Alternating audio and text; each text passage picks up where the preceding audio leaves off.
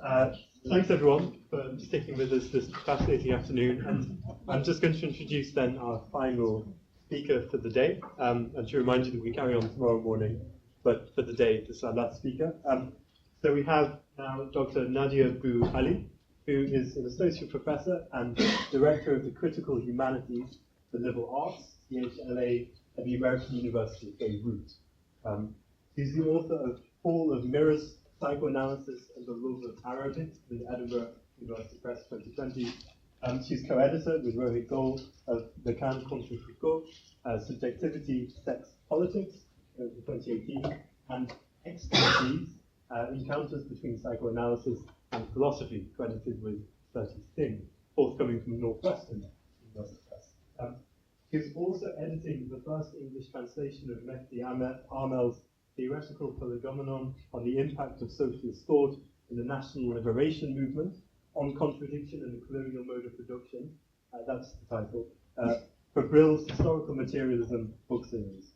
Nadia is also a practicing analyst and member of the Lacan School, Bay Area, San Francisco. So please join me in welcoming Nadia.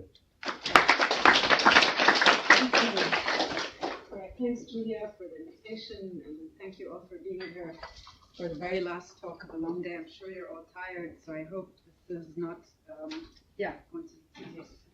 So let me just say a bit of context. This is part of ongoing work that I'm just beginning. So it's kind of the beginning of a book project that I'm working on for Verso, which I hope will appear sooner than later. And it's a book entitled Structure and Form on the Afterlives of Marx and Freud in Arabic. And the book is motivated by this, on the one hand, my dismay or discontent with this framework of left-wing melancholy, which has framed kind of generally the studies or the works on leftist thought or leftist movements outside Europe and within Europe, I suppose. And it also comes as an attempt to reconstruct the kind of the inheritance of Marx and Freud, their afterlives. I think that's the word I would go with in Arabic, in the sense of also working against this kind of decolonial mode of engaging with non-European critical thought, whereby it appears to be that critical thought from outside Europe suffers from the same problems that critical thought in Europe suffers from. And there's a kind of an interesting process of double disavowal of reincorporating non-Western critical theories into European critical theory only if they are bereft of Marx and Freud, so on the image of Western critical theory as it stands today. So the book is trying to kind of deal with this, these problems and kind of propose another reading, and it's not written yet, so this is just kind of a beginning of thinking through. So I'm just saying what I'm presenting is basically work in progress. I'll just kind of jump into it, and I think I want to thank the previous speaker for setting up an image of totality, so I can somehow kind of come into this maybe a bit more seamlessly. So the old is dying and the new cannot be born. Is this still the structure of the repetition compulsion that is induced by capitalist crises? The hum and lull of the return of the repressed as the only ever soundtrack of modernity. Writing today, when I was writing this from Beirut in Lebanon, around 283 kilometers away from Gaza, where there is a world historical event unfolding, the task of the renewal of critique becomes ever more urgent. As we are in real time witnessing imperial conquest in its most brutal genocidal form, and as we watch the resistance to genocide that is overwhelming in its courage. Resistance is the very dispositif of analysis. There is no analysis without resistance. There is no historical consciousness without resistance. If resistance is the engine or motor of analysis, then the moment of cut or scansion, an analysis is a critical moment. It works to keep transference at work, this kind of the love relation, the transference that is necessary for any analytic work, for any analysis. It works to keep transference at work, to keep the unconscious as the discourse of the other open to analysis. Kind of the cut or scansion in psychoanalytic practice as well as in theory is an interpretation as cut, a break, a moment that allows for analysis to continue, allows for transfers to keep on working. So the cut or the scansion in analysis works by interrupting the resistance of the unconscious, by pushing the subject to question their own resistances. And in many ways, I begin with this because I think as I develop this talk, yes, I mean, I hope we come to a moment where you'll see where I'd like to introduce this kind of scansion or scansion to the resistance or the discourse of resistance from within kind of Arabic Marxist thinking or Arabic critical thinking. There are all kinds of resistances. The resistance of discourse may be the most important to think through. Discourse resists analysis, how to create a cut in discourse. Psychoanalysis still has something to offer to this century, which may be the riskiest. A century in which we have an ecological crisis that will transform the conditions of our life for our species and others, where we witness the return of nationalist, authoritarian, fascist politics. This is already underway, coupled with techno-fantasies of progress and accelerated automation and surveillance. Techno-genocide is unfolding in front of our very eyes. It goes on and it doesn't stop. And if it does not stop, or it is not stopped, it is a model for the future to come.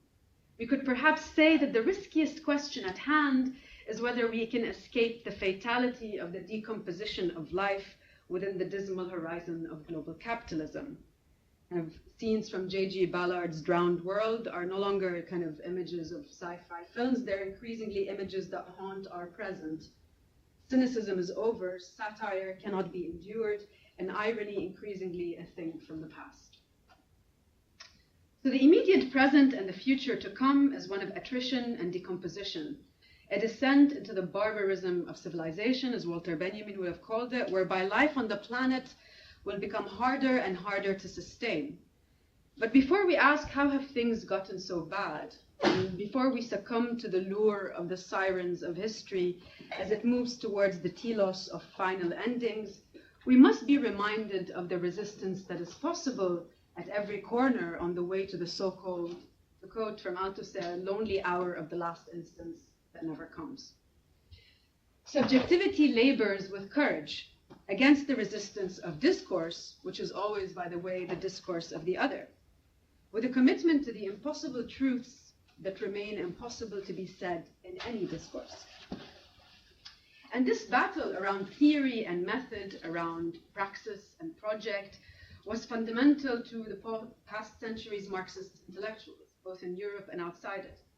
How to develop a theory of method or practice was the slogan of 20th century Marxism, from Sartre to Althusser to Mao to Badiou to Mehdi Amel, who I will speak about. We could say that the thinkers I just listed can be categorized as essential for a political Marxism, one that is in search of a method versus a more analytical Marxism that is focused on political economy. Notwithstanding that political economy was never in Marxism any kind of vulgar economism, the issue with analytic Marxism for figures like Sartre, Althusser, and Mehdi Amel was that its account of the totality of capital would only be possible from the position of the reproduction of the structure of capitalism itself. So there's a lot at stake in how we understand totality, a category that is fundamental to any project of critique. Maybe this is my number one, what is important about critique today in a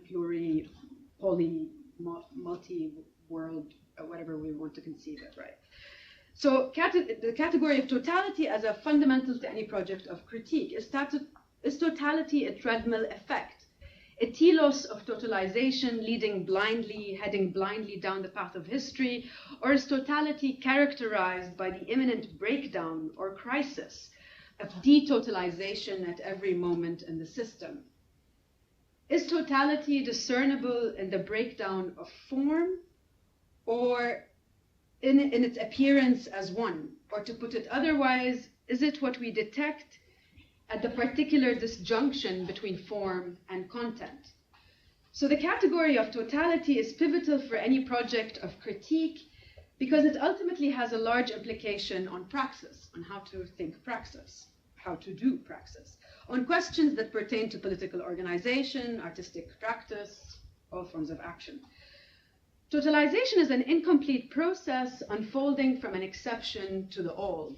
That is why Sartre, Althusser, Badiou, Mehdi Amel will tirelessly remind us of. Totalization is not whole, it's not all. On the contrary, it is precisely the rejection of totalization as process, which I think characterizes a lot of critical theory today, whether it's Deleuzian versions or new materialist versions, that actually reinstates the whole, whether as life or as cosmos. And this kind of metaphysical holism that ensues from rejecting totality and that insists on the interconnectedness or interdependence of all things cannot but devolve into a liberalism. This is not the kind of account of totality that I want to kind of I want to think about here. I want to kind of move to Alain Badiou.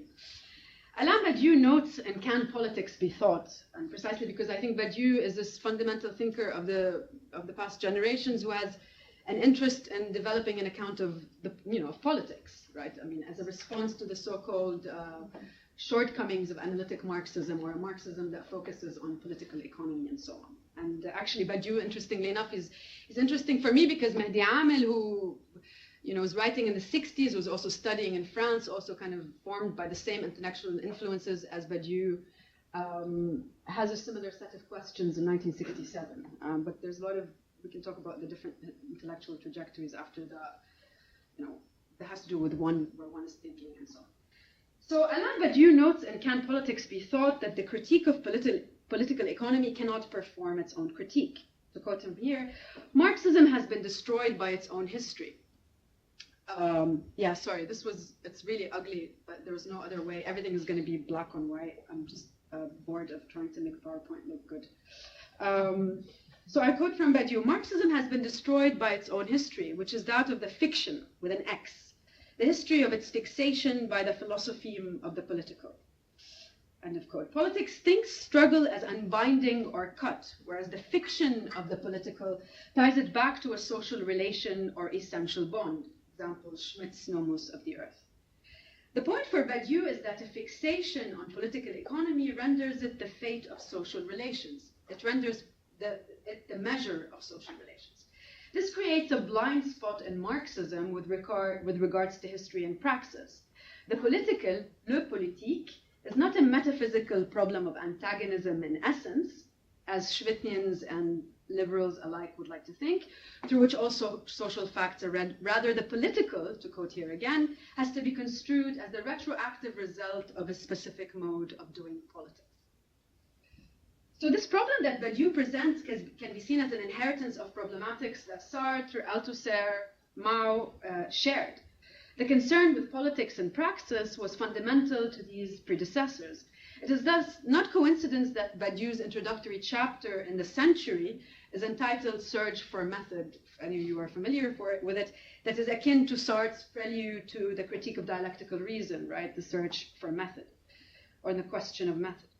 The past century's main headline was a search for a method for making the new human, for the creation of the human and you, which tragically lost to the expansion of capital, whereby the economic overtook the political, or as Badiou puts it, to quote him again, in short, we are living through the revenge of what is most blind and objective in the economic appropriation of techniques over what is most subjective and voluntary in politics. And even in a certain sense, the revenge of the scientific problem over the political project. Science, therein lies its grandeur, possesses problems. However, it does not have a project, end of quote, from Badiou.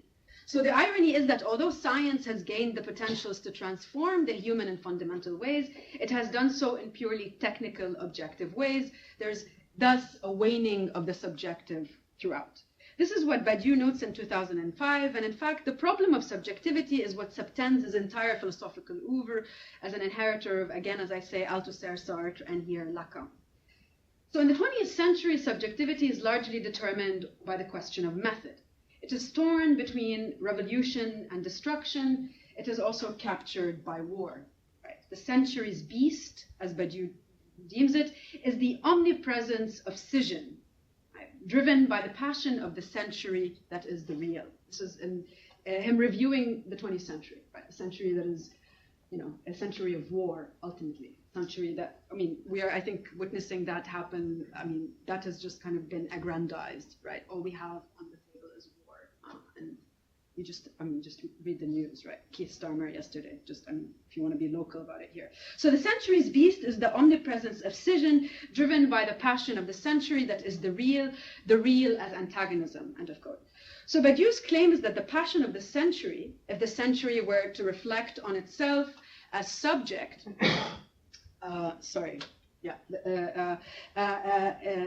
whether it be a question of empires, revolutions, the arts, the sciences, or private life, is nothing other than war. The 20th century is a century of the final struggle that has gotten bloodier and bloodier in our contemporary moment. So, however, it's important to note here that Badiou is not Schmitt, whereas the latter's political theology against the liberal consensus, and I mean here Carl Schmitt, you know, the theorist of sovereignty, the theorist who re-injects political theology into the question of sovereignty as a counter to the failures of liberalism, right? The Nazi, Carl Schmitt, right? So Badiou here is not Schmitt, whereas the latter's political theology against the liberal consensus is meant to reactivate the political as an avowal of animosity, of theological sin, rather than as its denial. Badiou's argument concerning the real of antagonism heads in a very different direction. Schmitt's theory of politics as the rule by exception shores up a theory of political sovereignty for the purpose of strengthening the political unity of the state against all odds. And I mean, I think we can see in Israel an example of that today in its techno-genocide, right? And a brutal example of that today. However, Badiou's theory of politics is premised on thinking it as a procedure of subjective practices that are not aimed at producing the representative, albeit fictional, apparatus. The figure of the state is a way to forcefully represent multiplicities by not counting them as such. We only have to think here of the figure of the migrant, the refugee, the racialized other. You know, a befitting name perhaps for that today would be the Palestinian, the Gazan, right? Subjectivity and thereby politics emerges in the failures or the lacks of the count in the model of representation. That is the state. That is the kind of Badiou versus Schmitt. So it is the idea that it's subjectivity and politics that emerge in the failures or the lacks of the count in the model of representation that is the state. And this is what is called the evental side of politics, right? The excess or excrescence that breaks the ontological makeup of what is. So here this idea when Badiou proposes that the century is a century where you see this kind of a passion for the real, what is meant by the real, right? This kind of the real of antagonism. That's a fundamental concept that he uses. And the real here is a Lacanian concept that's designated for the impasse of symbolization. The real is also what sustains the division between knowledge and truth, insofar as it is what keeps open the impasse of all discourse, of all signification, right? Simply put, the real is what cannot be said, right? This kind of the impasse of language, right? What has to be not said for something to be said, right? This kind of a kernel that is stuck there. It always appears as an encounter. Badiou calls it an event.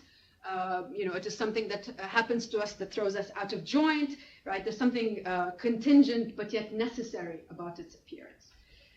So in psychoanalytic practice in the clinic, the real is precisely where the scansion or the analytic act takes place, right? The scansion hits the real, so to speak. It is what this encounter with, an attempt to generate an encounter with the real.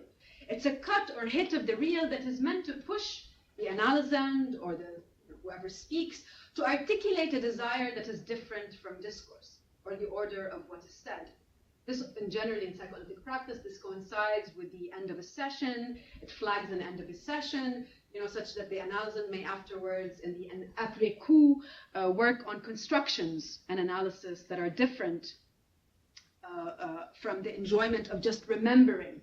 Because this is kind of the logic of remembrance and memory, and remembering is what dominates the analytic session, right? And it's the scansion or the cut, this encounter with the real is meant to disrupt this enjoyment in remembering or complaining, right? Constant remembering and complaining until something else is put to work. Sorry, I'm not catching up here with my own. So I just a quote here, Derek Cook describes it very well. By creating what might in poetry be thought of as a line break, Scansion cuts analysand's speech, leaving them with a sense of ambiguity and multiplicity. the analyst does not directly interpret, and thus the last words of a session become not the very last words on a matter, but instead jumping off points for the analysand's free association and unconscious productions. So this line break or scansion is undertaken by the analyst solely motivated by the responsibility to put transference to work, right? To put transference meaning this kind of a staging of a love relation, which is the only way to allow for the analysis to proceed. Kind of a love as a truth procedure in psychoanalysis. So in other words, it is an analytic act, the scansion that is authorized by the analyst and not by fantasy, not by the subject's fantasy. This is not to say that analytic acts arrive always on time, right? On the contrary, more often than not, these moments of scansion are realized only after they are missed, once the unconscious closes back onto itself and escapes the transference onto the other.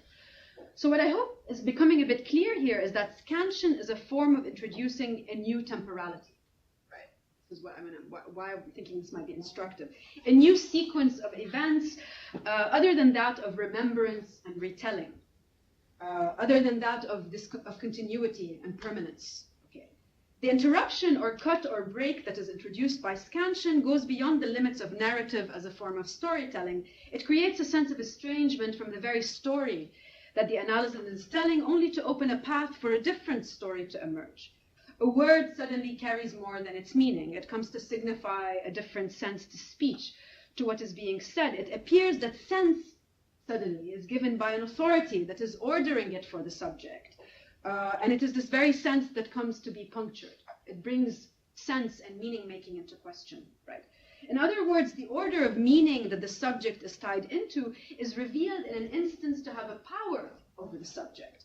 Interpretation is already at work in the construction of the world. The moment of the emergence of politics or subjectivity is a cut into this kind of already existing mode of interpretation of the world that is ongoing, that is happening. So this is one of the most fundamental claims of psychoanalysis, right? That it is only from within the limits of representation that a new production is possible. Or stated otherwise, any system of production is intertwined with a structure of representation, as you kind of just explained when you had this kind of signifier and meaning, or if I were to say signifier and signified, right? That holds it together. Right? The limits of representation are introduced by every act of representation, meaning that the experience of reality is always structured around and by an act of representation, and that this act opens up an experience of the infinite that is embedded as the real impasse of any discourse. So in terms of language, we can make the analogy here that every language is structured around an impossibility. All that is said carries a kernel of what cannot be said, right? Language is not simply a mirror of the world. Not, although people like, I don't know, Habermas would like it to be, right? So, in a sense, this is, you know, the scansion or the break or the cut is a site of interruption when knowledge fails. And it's only there, the claim is that it is only there where there's a possibility of the emergence of a new thought. And this new thought will have to carry out an act of naming something that is other than what is or isn't. A kind of an ex nihilo enunciation that can create a new sequence of signification. And this act of creation, perhaps some would call it Promethean, perhaps not, is not narcissistic. Right? So this is, I mean, the key point to it here. I.e., the act of creation does not create a reflection of its creator. There is a distortion in the new, indifference. It's a very fine difference, but it is a crucial one. So we can go back here to kind of the basic story of creation that irks all philosophical thinking, Pachi Badiou again. Right? Badiou asks, when he's asked about this kind of ex nihilo creation, if God, he responds, he said, if God is so perfect, why would he need to create an imperfect world? Why would such an act be necessary that is in the end alienating for this God or the other? Asking these questions is a moment of the birth of dialectics, or dialectical thinking, as the thinking of the relation between the infinite and the finite. It is the story of the relation between being and nothingness, or being and negativity, right? In a sense, what is being said here is this positivity of God is incomplete if God has no experience of negativity, right? In other words, there is no God or big other without an experience of overcoming the negative, or traversing the negative. And in this naming of something that is other than nothing, in the act of creation of a name, there's a difference that is created between one thing and another. So this act of naming alienates the other, the void, God, the big other, by creating a difference. And there are a lot of complexities here in how one proceeds with thinking the status of negativity, which I think is probably the second very important concept after totality that we need for critique, for any project of critique, right? We have to have an account of negativity, right? And you know, must negativity be elided, filled, avowed? Are there different forms of negativity, lack, loss, denial, disavowal, foreclosure, so on and so forth? I want to make another quick jump here to psychoanalysis, right? Lacan, after Freud, insists on the undeniable status of negativity as the very site of emergence of subjectivity. The story goes like this. The subject emerges from the Lacan structure when there's a double alienation, an alienation from both the imaginary identifications in place and structure, and an alienation from the symbolic function, which organizes the discourses or the forms of structure. So in this sense, subjectivity emerges to defy the over-determination by structure in the last instance. So obviously, I also think that subjectivity is a fundamental concept, third fundamental concept that we need to maintain for any project of critique here. Right? So subjectivity emerges to defy the overdetermination by structure in the last instance. And this is perhaps the most politically relevant point made by psychoanalysis. Scansion compels the subject forward. The subject itself then becomes a scansion, becomes a cut in the fabric of discourse. Right? It's in this way that there's this kind of compossibility between psychoanalysis and politics, and philosophy perhaps. These as being kind of generic procedures that are in the sense, it's in their task to formulate questions within their discourse that are relevant to the historical moment they are in, as well as having the capacity to overcome their own historical limits. Okay, so why is this all relevant? Sorry. Where is it? Sorry about this. Yeah, why is this all relevant for our discussion here today? You might ask. Is it precisely it is precisely the problem of politics that must compel critique, whether in a unipolar or multipolar world. In other words, the concept that remains crucial for critique is that of the subject as a site of political praxis, a subject that is irreducible to the neoliberal individual, a subject that is collective by definition. And the only way to account for the subject is by developing an account of politics that is irreducible to this logic of fiction with an X, right? The fiction that the critique of political economy exposes, or the fiction of social bonds and communitarianism. Politics cannot be premised on the distinction between good and evil, friend and foe, nor on the assumption of power in the form of a state. Politics must be conceived as an excess to both state and civil society, irreducible to the transcendental doublet of norms, right, that have transcendental validity, and life as some kind of vital continuing process. So, I mean, in a way, there's this idea that revisiting the century, or whatever, I keep coming back to Badiou, this idea that he already proceeds from what has happened is already a kind of a destruction of Marxism. There's a breakdown of this idea that the conviction that history will somehow lead to the Marxist right, the credibility of Marxism, that is kind of, that is somehow a fait accompli, right? It's the grounds for dismissal of the Marxian critical project. History is only progressing towards the worst. This is most evident in our contemporary, right? The listing of its crises is utterly moribund, right? How to exit from the history of bad infinity? Is another history possible? What is a theory of history if not a theory for the transformation of history? Has history failed to work in the direction that Marxism imagined, or has it in fact done so ever more today, with unfettered capitalism gradually destroying both the planet and subjective resistances to it? Sorry, just a second. Fatigue, right? Exhaustion. Irrespirability. Françoise Vergès has this lovely term that I like. It's kind of, there's nowhere to breathe, right? There's nowhere to run. There's nowhere to go from here. Is the century simply subtended by the destruction of Marxism? Are we thereby now forced to work through our left-wing melancholic attachments a vow there's no big other watching our hopelessness, right? I mean, because the melancholic stages their melancholy for someone, right? Melancholic is a very attractive figure. Everybody wants to, love the melancholic, right? So who is this staged for? Who is left-wing melancholy staged for? No one will save us. No one is interested in our staged melancholy. There's no one that has any guarantees for the future. There are no investments in failed attachments. Maybe there are these people with deep pockets, right? But then that doesn't count for politics. In the 1960s, in the colonial world, the Arab world, where we witness today an ongoing war against, an ongoing war, genocidal colonial occupation. It's funny that the questions are the same, but in a different time with a lack of something. This is kind of the problem here, right? So the importance of critique in the 60s was fundamental, non-negotiable for critical theorists, right? So this guy here, Mehdi Amel, in the 60s called for a Kantian revolution in thought for colonial subjects, right, in the Arabic-speaking world. He insisted on a rediscovery of Marx via Althusser and Sartre with this problem in mind. His question was how to re-Marxify from the colonial world. It's an ugly word, but it's an interesting word. How to re-Marxify from the colonial world the existential philosophy of method, of project. If existentialism risks losing a grasp on structures, right? This is the claim against existentialism. I mean, think about why Sartre was, all this kind of refutation of Sartre after Althusser, the post-structuralist moment, this kind of let's get rid of all that. It's all fixated on subjectivity, freedom, all these things, right? On these kinds of bourgeois categories. I mean, there's this whole kind of forgetting of Sartre, right?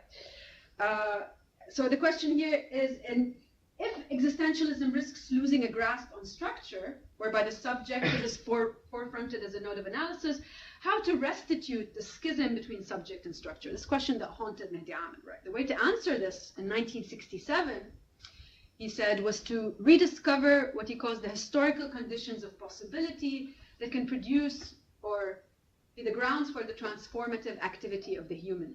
Right, Kantian proposition. Critical thought and theory is committed to the acknowledgements of the limits of what is thinkable only for thought to overcome its constraints. However, in practice, the method must be thought as a political procedure, or it retreats to thought abstractions. Moreover, it is through political practices that subjectivity is born and humanity is transformed. Right? This is kind of Mehdi Amel's claim. The human is born from the practices of liberation that subhumans, or the sous-humains, which is a term that Sartre also used, the colonized, the excess, the migrants, the refugees, the surplus, the rabble, undergo, not in a battle between life and death, good and evil, but between an alienated bourgeois humanity that latches onto its chosen alienation, and a proletarian subhumanity that has no choice but to separate from its alienation. It's a very interesting claim that, the analysis that Amel makes in the 60s, and I will come to why I think this is still important, is this idea that it's only the colonized subjects' subhumanity, or the kind of the liberation from their subhumanity, that is the site of liberation, or the site of the birth of the human. So the human does not already exist. This is kind of the claim. The struggle against colonization is one and the same, the struggle against class society. The human does not yet exist. As long as there are colonial relations, the human has not been born into history. And this is in a sense that the time of colonial capitalism is a mode of production which is prehistoric. It's populated by subhumans, right, by the sous-humains. The human is dead, as Mehdi Amel says in the 60s, for the simple reason that they have not yet seen the light of day. It's kind of already a deadness before being born, right? So it's very interesting here because there is no recourse. Obviously, you can see there's no recourse in Amel's work to a kind of an essence for the human. It's all kind of a counter, a claim against an essential, because the essence, the idea of positing an essence for the human is a bourgeois idea, right? But rather, this is a quote from Amel, the human cannot be known because it does not exist. We can only know this human in the form of a myth. And it is capitalist society that introduces the split in the human, whereby their essence is predetermined by class society prior to their existence. So the essence of the human, according to Amel, is a negativity, a point of non-being, a speculative concept for which all of humanity, in a way, all of humanity must choose to die for this speculative negative concept. The proletarian revolution is precisely such a death.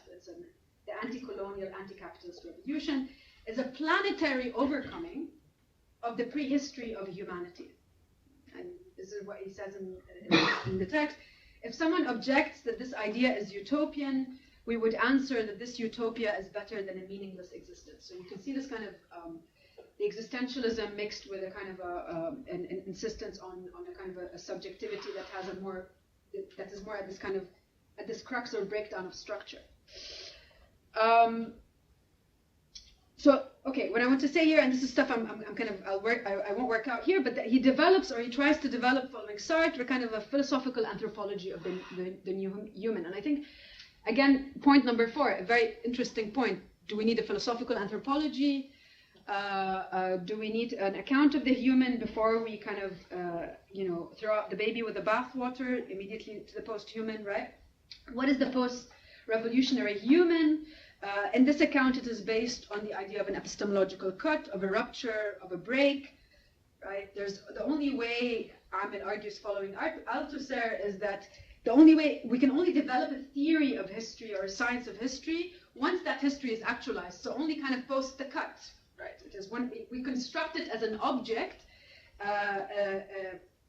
after this, or with this necessity of the praxis of the cut with colonial capitalism, right? So there's an interesting thing here that I want to kind of, I promise this will come together. The idea is that colonization introduces a cut, right? And this is a point that he also takes from Fanon.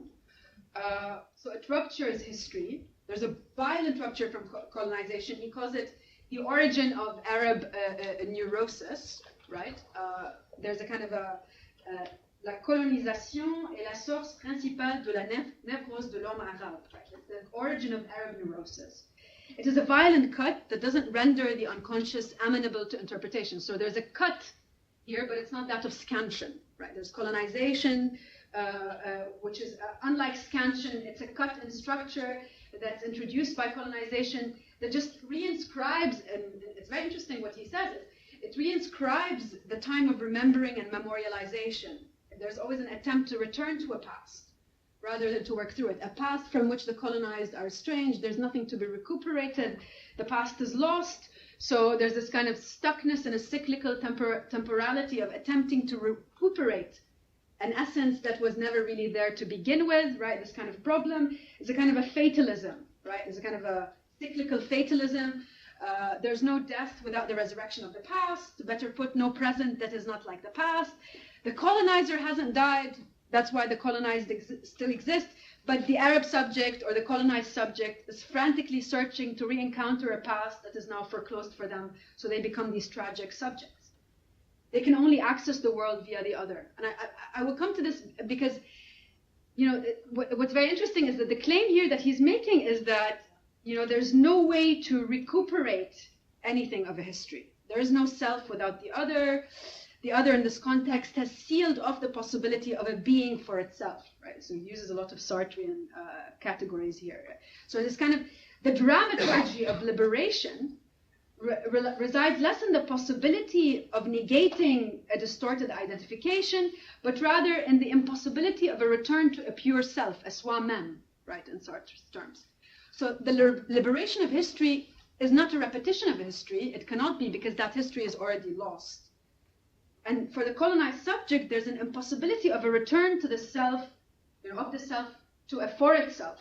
The for itself is a cut from realizing that it is a being in itself, whereas liberation is a project of being in search of beings.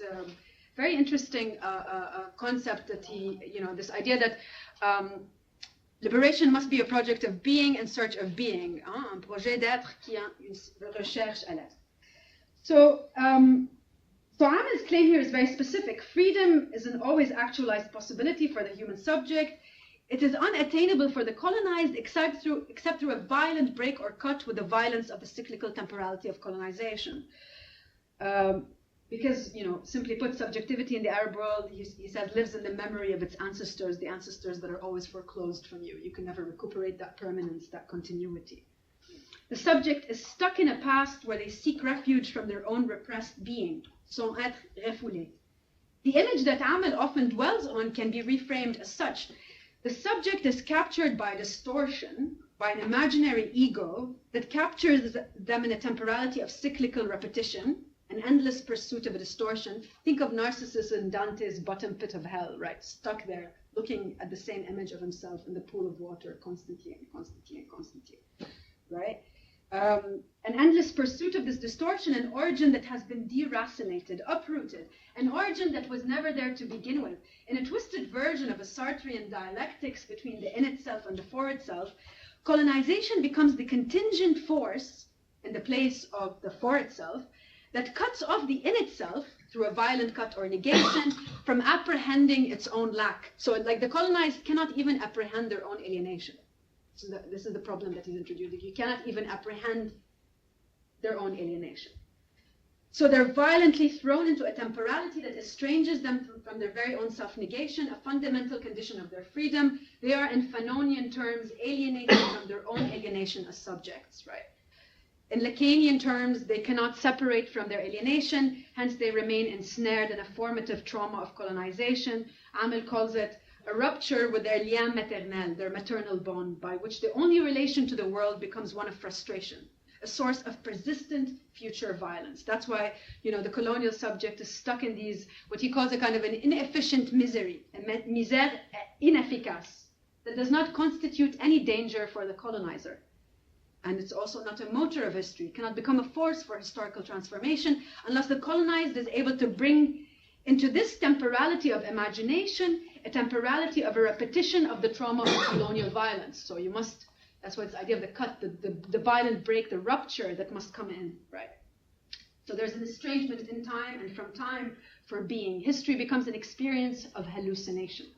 This is where I find this very interesting. The fight against colonization, against empire, is a struggle against the neurosis, if not the psychosis, of colonial subjectivity, whose pathology or symptom is the very key to unlocking the structure of subjugation that is kind of interwoven in it. So I don't know how much time I have.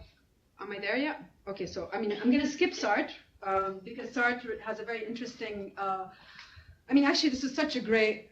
Sartre is forgotten. I have a lot of issues with Sartre, obviously, as a Lacanian, because he gets over the category of the unconscious completely and replaces it with bad faith, right? And there's a lot of theoretical problems, but it's a very interesting reading that he has in his introduction to Fanon's Wretched of the Earth. And I mean, it's a great thing to read, especially in this moment, where you have this kind of the abhorrence of violence of the colonized fighting against their colonizer, right? And this is what Sartre says. I mean, I think, European liberals must reread Sartre just to be shaken a bit from their stupor. So just this quote, "The same violence rebounding on us just as our reflection comes from the depths of the mirror to meet us. Do not be mistaken, it is through this mad rage, this gall and this bile, their permanent desire to kill us, the permanent contraction of powerful muscles which are afraid to loosen that they are men, also through and against the colonizers who want them as their lackeys. Hatred, blind, still and abstract, is their only treasure. The master provokes it because he seeks to reduce them to beasts. He fails to break it because his interests stop him halfway. Thus the false natives are still human, owing to the oppressor's power and powerlessness, which in them are transformed into a stubborn rejection of the animal condition." I think it's a brilliant reading that he has here. This is idea that although the violence of colonialism is turned inwards into the colonized themselves, it breaks them apart into units, tribes, internal animosities, fraternal hatreds, right? They become these indigena that are the neurosis that is introduced by the colon among the colonizers and so on. However, it is this violence that is not a resurrection of savage instincts or an effect of ressentiment, but is rather, what is interesting and what Sartre sees here, is rather humanity reconstructing itself. There's no way for humanity to reconstruct itself except through this cut, through this violence, right?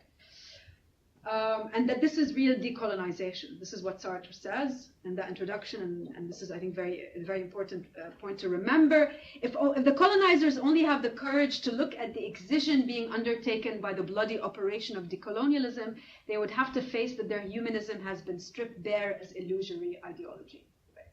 So, I mean, Sartre is very clear. He says in this moment that European liberal humanism has been consistently racist. right? Europeans have only been able to make themselves human beings by creating slaves and monsters, right? That's Sartre. And this decolonization is this process of involution. The colonized reconstruct themselves as the colonizer enters a process of decomposition. The dialectical relationship. It cannot happen except this way, right? Okay, I'm just going to, I think what is very interesting from Sartre here that Mehdi Amel keeps is this idea that the subhuman will come back to haunt the human, right? Face it with its inauthentic self, the liberal humanism of bourgeois ideology, right? Committed to the choice of freedom, to be liberated from the prehistory of subjugation or to remain in such a temporality. So I want to just, I have a lot more here on Sartre and so on. I'm not going to kind of belabor the point further and bore you with this, but I want to, the point that is very important for Amel, or this point of introducing a cut or break, and it is also something that is there in Sartre, is that this idea that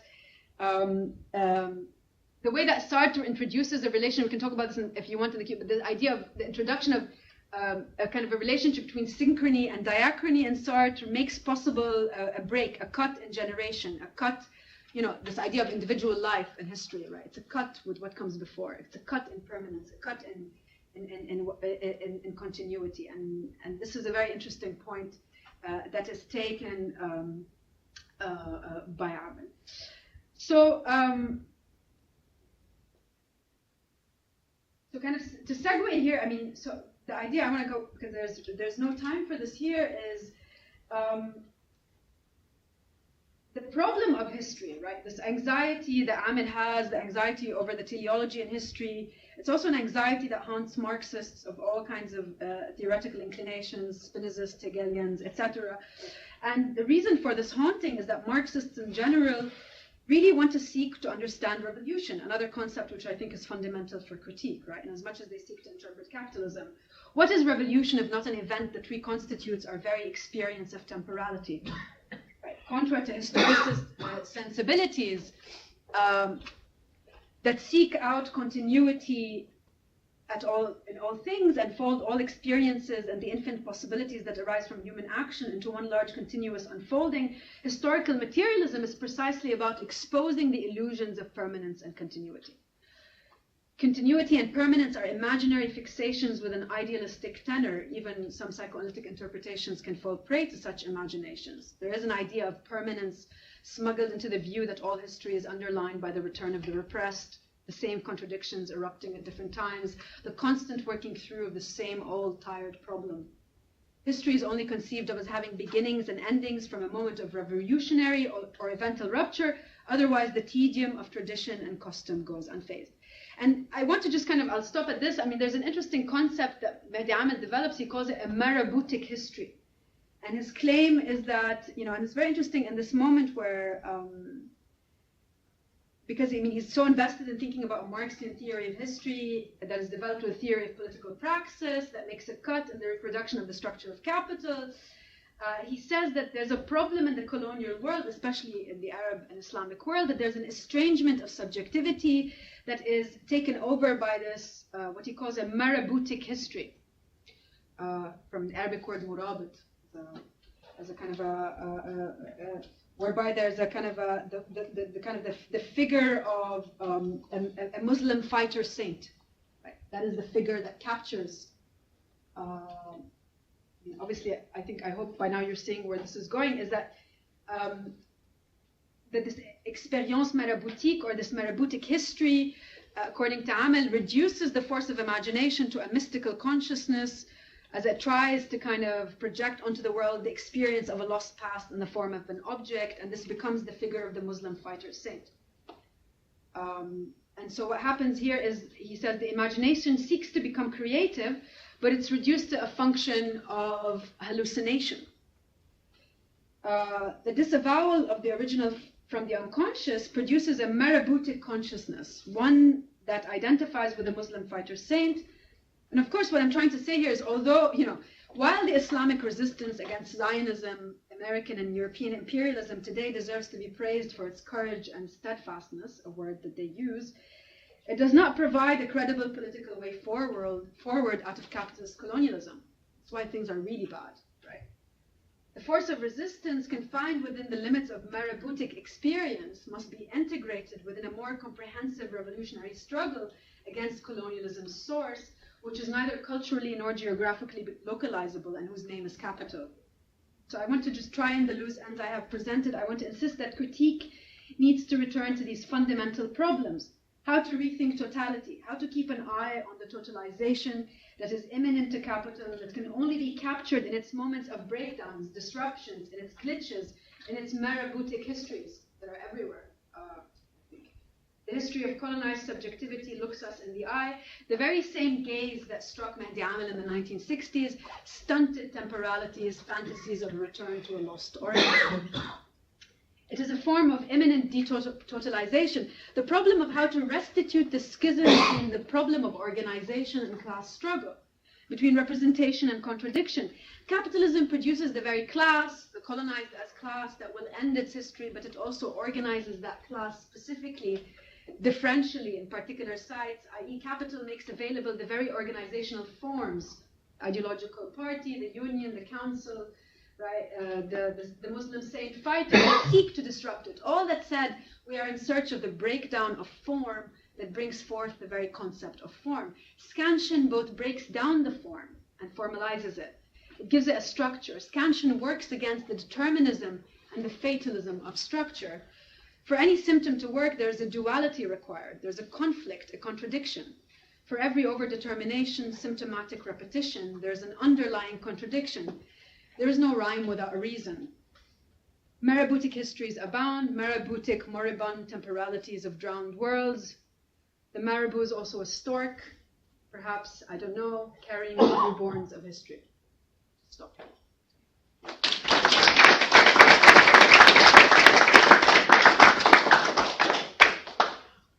Thank you so much, Nadia.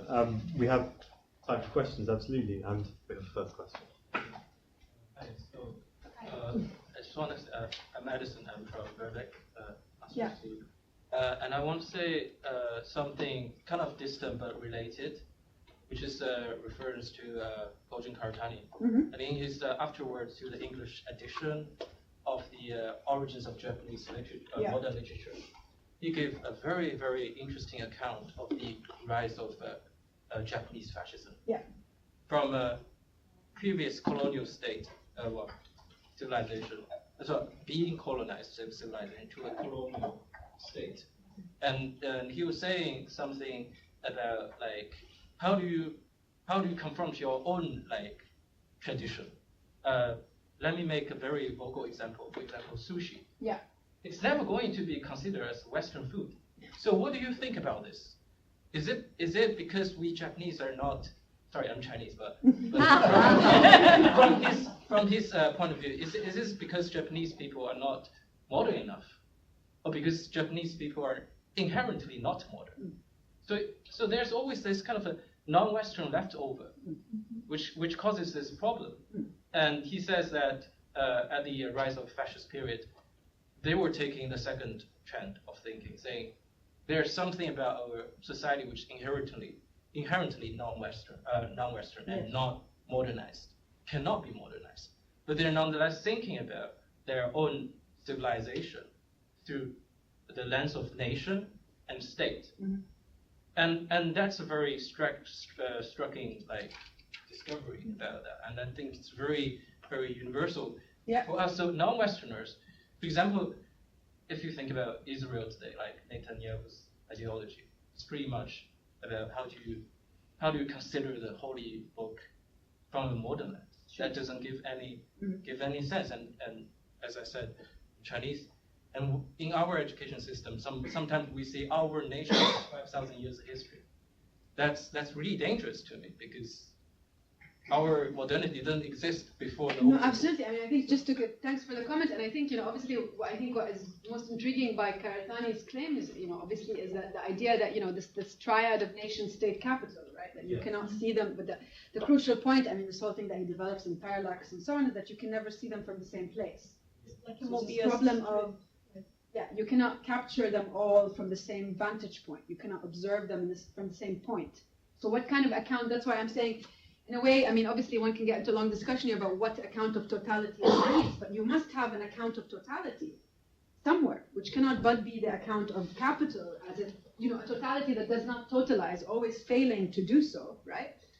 But how to capture it from these instances, and I mean, I suppose I was trying to kind of, yeah, maybe experiment with a presentation of that and try to propose. I mean, it's a very hypothetical proposition, which maybe can take us back to kind of basic Althusserian, I don't know, French epistemology stuff. Where do you cut? Where do you break?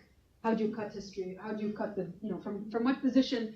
Because, you know, obviously if critique, this is a Copernican turn of Kant, right? If critique is always, the subject is always implicated in the, you know, in the object that is being cognized, right? There's no way for you to, it's the limit point of your vision that is making you see, right? Okay, so the question here, I mean, and that's why I think there has to be something to be constructed on that is a bit different here. Do we need some other kind of dialectics? Do we need to go with Badiou? What kind of critique? What kind of cut? What kind of theory of a cut do we need to develop to exit from these? Are they eventual? Are they ruptures? Is there an imminent ongoing movement? You know, whatever. Because later Althusser changes. Is there like an aleatory ongoing already movement of materialism, of communism, whatever? I mean, these are really fundamental questions that we have to think about. I don't think we have answers to them fully. Lots of stakes in how one answers them. Please. Yeah.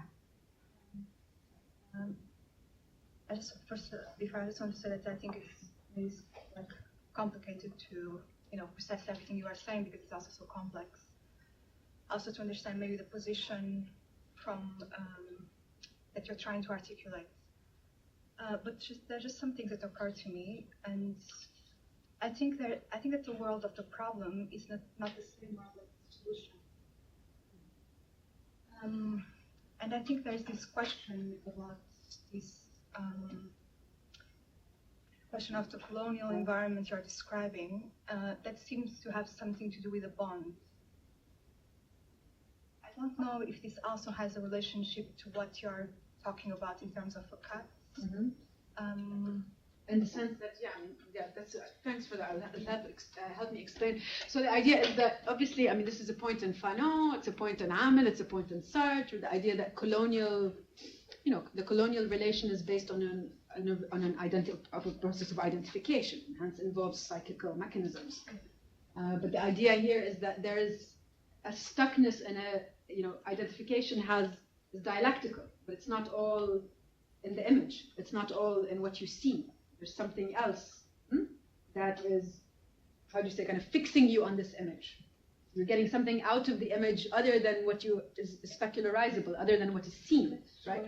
So, yeah. So I mean, and I think obviously psychoanalysis has a lot to say about this, but this is what I was trying to point to, which I think is interesting in Badiou, that he takes from Lacan, this idea when he says the entire century is punctuated by this. We have to think about a reel of antagonism. We can't fall into this kind of account. I mean, that's why this is why I think it's also important for us. We have to develop what kind of account of antagonism, what kind of account of contradiction.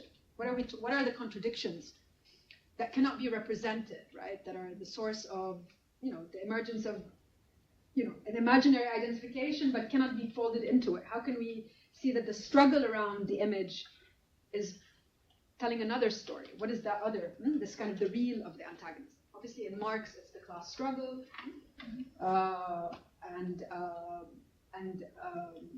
whatever. In the psychoanalytic account, it's the real that is signifies whatever subject of the unconscious. This is a whole other the unconscious as being a fundamental, crucial concept that is thinkable in modernity. But so the idea here is that. So I guess what I was trying to say is that there is this, there's an imaginary image, there's an imaginary relation, which betrays that there is no relation, or that disavows that there is no relation, right? So how do you, but there is none, because as Mehdi Amel is saying, that the colonial subject is estranged even from their own, there is no essence even to be recuperated, right? There is no essence that is the identifying essence of subjectivity, right? There's a nil point, there's a negativity, it's an empty point. So that's why there's this kind of a status of negativity is important here. Because the idea is the breaking of the bond doesn't mean simply the restitution of a bond that was there, that this colonial bond has taken over. The whole point is that there is nothing to be restituted. There is nothing to be. That's why the struggle against colonization or the struggle against the colonial, discourse is, according to Amel, Sartre, Althusser, Badiou in many instances, is the fundamental struggle of the century. It is the site for the emergence of a real, of an account of subjectivity that is not visible